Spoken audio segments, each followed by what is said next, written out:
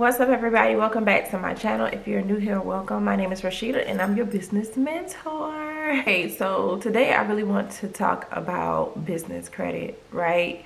So I've been getting a ton of questions on my TikTok and my Instagram about business credit, how to structure your business and things like that. In the midst of all of that, I came up with a system to help people structure their business properly and also make it simple for people to really understand business credit, how to structure their business, overall how to start and launch their business.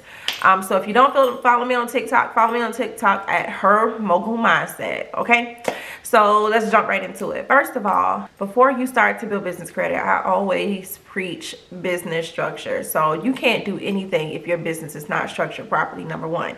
So when I say a business structure, you have to figure out whether you want to be an LLC, S Corp, C Corp, things like that. If you are a sole proprietor, I don't suggest being a sole proprietor, but if you want to become a sole proprietor starting off, that's completely fine. Do your own research and find out which business structure is best for your business. But when it comes to solidifying a business structure and making sure that your business and your personal is completely separate from each other, you get so many benefits and also a lot of protection. Not only protecting yourself, but also protecting your business assets and also your personal assets. You don't want someone coming to sue you or filing a lawsuit against you for not paying your loan or your bill or what have you if something happens to your business, God forbid, okay? Now, some of the benefits of having your business structured properly is being able to build business credit and not hold that liability for your business. Your business will be able to stand on its own as a completely separate entity from your personal. Also, I made a video about this on TikTok. When your business is structured properly, I know one of the largest things about people who have issues with getting things shipped overseas is the cost of shipment and the time it takes for a shipment to get to you, and trying to keep capital going as well, your cash flow. So that's one benefit of also having your business structured properly and being able to stand on its own entity. You'll be able to get an account with DHL, UPS, or FedEx. I prefer UPS or DHL, and pay those accounts off within 21 days and still be able to have cash flow. If you're a sole proprietor, it's definitely hard to be able to do that because you are your business. You have not separated your business. You're taking on your business liability. Also, with business credit, I do suggest that you all research what vendors report where, because a lot of people are starting to apply for vendor accounts and they're not reporting. I suggest you research vendors that are reporting to Experian and also Equifax, but those are the two main business credit bureaus that are now being pulled. Don't get me wrong, Dun & Bradstreet does still play a major factor. But when it comes to getting large lines of credits and major credit cards, Experian and Equifax plays a major part. So I have put in place a 7-step business system for business owners to be able to kind of make it easier for themselves to start building their brand. So you can start. So step 1 is business structure. Like I said, business structure is a totally separate thing. I don't want to mix that with business credit, because if you do not have your business structure in place, there is no need for you to continue the rest of the steps, okay?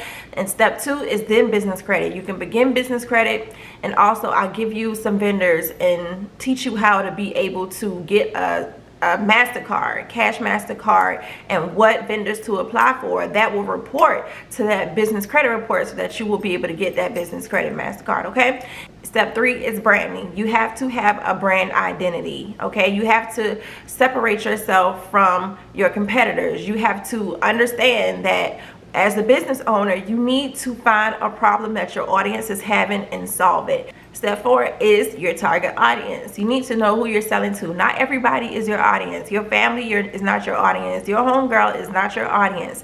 Your brand is not for them. So when people get upset because their family isn't supporting them, they're not supposed to. And when I mean small, I don't mean like just a handful of people. I mean a small audience of maybe 1 million, or maybe even smaller. Fashion Nova is not for everybody, okay? A lot of people don't like Fashion Nova clothes. Zara is not for everybody. Some people don't feel like it's in their price range. So everybody has a target audience, and you need to understand and how to find your perfect customers. And what I suggest is you take a look at your brand, you figure out who your brand is, and you go hashtag your target audience. I always put my target audience on my brand board. Like, I know exactly what my customer look like. I know what hashtag they use. I know their style and everything. So that's how deep you need to get in target audience. That plays a very big role in your businesses and your target audience, because once you understand who your target audience is, you can always retarget them through paid ads via Facebook and Instagram, and also your email list, building your SMS list. Okay, so after your target audience, then we dive right into finding a manufacturer. Everybody wants a good manufacturer, and everybody is so terrified of Alibaba. Y'all, I absolutely love Alibaba. Alibaba, I say this all the time, Alibaba is literally the Amazon of manufacturers. You just have to know and have to understand how to find a manufacturer through Alibaba. I found Shein Factory on Alibaba. I found Tommy Hilfiger, Coach, Kate Spade. I found all type, Forever 21. I can show you how to find you a manufacturer. And in my 7-step business system, all of these steps are separate. So you can go in and pick and choose what step you want to do first. So a lot of people go in and they get straight to the manufacturer first. So all of those brands that I just mentioned are actually in the manufacturer portion of the 7 steps. Okay, so it is a Zoom, and it's also an actual course to tell you how to speak to your sales rep or your manufacturer so that they don't bullcrap you. Okay, so if you're interested, just get in the manufacturer program. It's only $59. So anybody knows me knows I share information, and I'm not about to try to bust nobody over the head with it. Okay, so it's in there. It's a hour and a half Zoom giving you all of the manufacturers, and also there is a course as well. Okay, the step 6 is marketing. I'm actually still working on marketing, but you still can get it, but there will be things added on to it later. But it's setting up your Facebook and your Instagram ads. So when I run ads, y'all seen the previous video, I make $2,000, $3,000, $4,000 a day with paid ads, and I'm only spending like $45 to maybe $60 a day, and that is not for everybody. I've trained my ad account to be able to spend that much.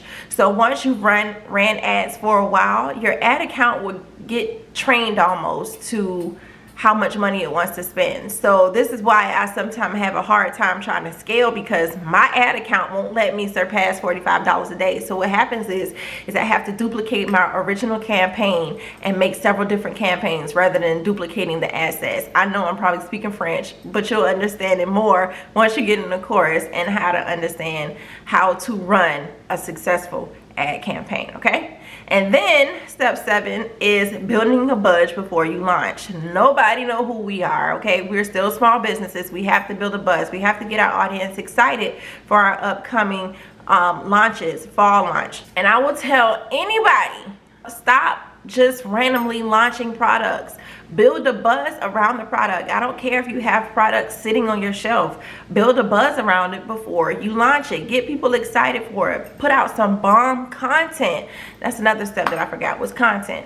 But put out some bomb content. Get in front of the camera. Like, don't be afraid to be your own model. Now, if you're on a smaller side and you sell plus size clothing, of course you're gonna have to get a model. But other than that, if you can be your own brand model, do that. Your customers love to see who's behind the brand. I always was that person who was terrified to get behind the camera, and I didn't want anybody to know who owned 1122. But as soon as I got in front of the camera, my business flourished, and I immediately came a 6-figure business. I was like, all this long time, this is all I had to do was get in front of the camera.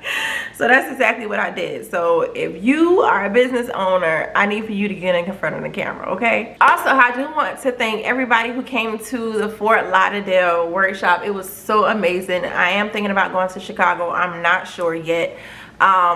It's probably not going to happen. I don't know. But if not, I'm probably just going to go to Chicago anyway. But Fort Lauderdale was so amazing. It was 75 women there. Thank you all so much. I'm so glad and so grateful for the feedback that I received. Like I said, I do not hide information. There's nothing to hide. This table is large enough for everybody to eat on. Okay, grab a plate, sis. So thank y'all so much for watching. I hope that helped. if you are building business credit, make sure you have your business structure in place. That is so important. So go ahead and purchase a course. I'll be back with another video, because the next video I do want to get more into talking about manufacturers. So stay tuned. Thank y'all so much for watching. I'll see y'all in the next video.